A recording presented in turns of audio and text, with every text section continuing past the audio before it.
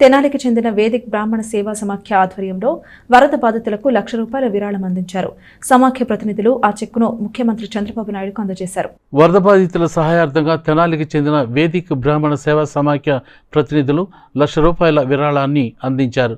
బ్రాహ్మణ సంఘీయులు సమకూర్చిన ₹1,00,000 చెక్కును గురువారం సచివాలయంలో ముఖ్యమంత్రి చంద్రబాబు నాయుడు చేతికి ప్రతినిధులు అందజేశారు.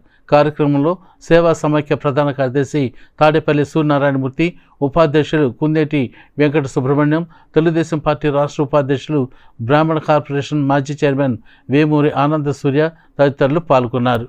వేదిక్ బ్రాహ్మణ సేవా సమాఖ్య తెనాలి వారి ఆధ్వర్యంలో వరద బాధితుల సహాయార్థం మా సంఘ సభ్యులు మరియు వేమూరి ఆనంద సూర్య గారి ద్వారా మన ప్రియతమ ముఖ్యమంత్రి నారా చంద్రబాబు నాయుడు గారికి ₹1,00,000 విరాళం అందజేయటం జరిగింది.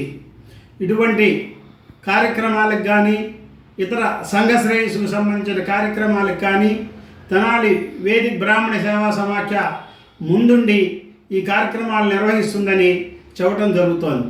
అంతేకాకుండా ఈ విరాళానికి సహకరించిన దాతలందరికీ ధన్యవాదాలు తెలియపరుస్తున్నాం. నమస్తే.